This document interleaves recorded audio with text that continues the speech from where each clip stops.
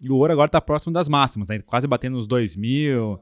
Vale a pena comprar ouro hoje? Ou então, furado? a gente está comprado, a gente tem uma posição no fundo que ela é até relevante. Assim,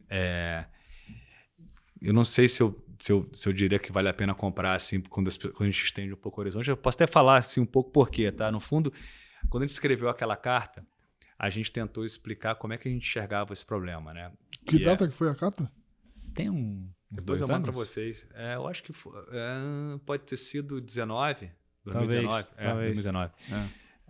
Não, foi 2020. Foi pós-pandemia, que estava todo mundo querendo entender. A gente falou, cara, vamos escrever uma carta, como é que a gente pensa nesse negócio. Então, assim, no fundo, lá atrás, o ouro tinha uma função mesmo de moeda. Lastro de moeda, né? Não tinha esse advento aí do fiat currency, né? Da moeda sem lastro, é uma coisa muito nova. E, obviamente, dos lastros antigos, o ouro foi um dos principais. Então, a gente dá um exemplo para você, vai ficar meio fácil. Assim, quando tem um problema de confiança aqui no Brasil, você quer, entre aspas, vender o real, você compra o quê? Você compra o dólar americano. Por quê? Porque é uma moeda de reserva hoje em dia. Quase como se fosse a principal moeda, é o principal porto seguro quando você quer se defender. Nada mais é porque como os Estados Unidos têm o maior mercado, melhor regulação, melhores leis, etc., não é à toa que a sua moeda é a moeda preferida de todo mundo. Já foi o British Pound lá atrás, tal, etc. Mas quando tem crise em países desenvolvidos, de confiança, tem muita gente que fala, vou fazer o quê? Vou comprar o real no Brasil? Não, ninguém faz isso. A pessoa ainda compra o ouro, ainda tem uma parte do mercado que compra. E o ouro tem uma outra característica, tem alguns bancos centrais que tem também. Então, na nossa cabeça, lá quando a gente pegou e estendeu o horizonte para 50, 60 anos, a gente percebia que em momentos que você tinha uma discussão de debasement das moedas de desenvolvidos, principalmente do dólar, o ouro andava muito bem.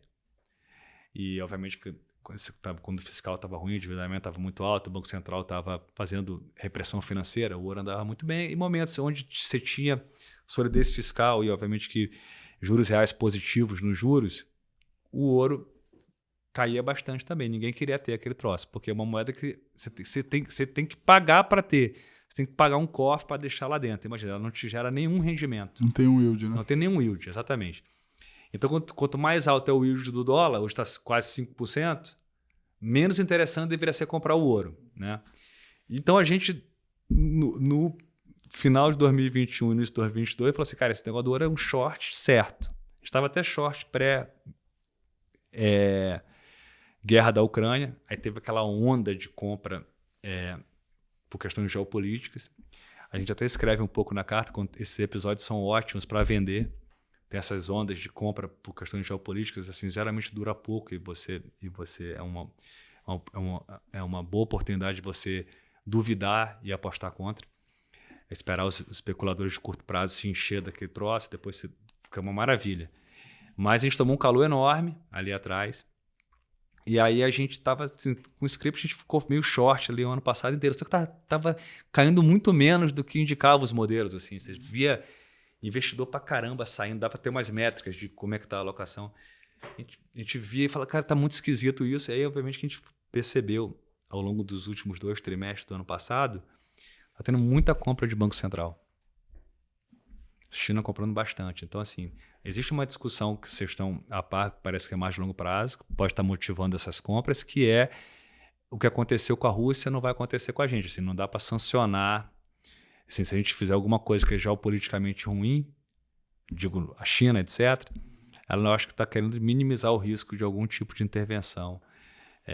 E teve muita compra, e obviamente que isso aí limpou o mercado para caramba aí nos últimos anos. Então, assim, para a gente que está com essa cabeça de que, quando a gente percebeu que poderia ter uma discussão de crise bancária nos Estados Unidos, a gente comprou muita opção, porque o mercado estava levemente desequilibrado, porque a gente ia comprar demais.